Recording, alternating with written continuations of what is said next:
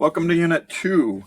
Unit 2 is going to be a lesson on modifiers. Okay, modifiers, we're going to use those specifically in our scene, in our practice here, to create basically 4 different modified shapes. These all start out as rectangle and cubes in our 3D space, and we're going to change them up using modifiers. Modifiers are found in our command panel over here next to our create tab. Here's our create to add things. Modify has these little grab handles where we can change them up and make them look different in our scene. So sit back. We're going to do one by one in our exercises here.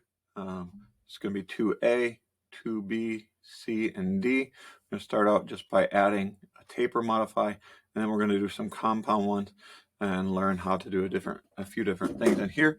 And then once that's done, you're going to use these modifiers to change up some shapes in our original scene with the cityscape and the ball rolling down the street. So thanks for joining me in this unit. Feel free to pass right on into lesson 2A and adding the taper to our box, and we will see you in the next video.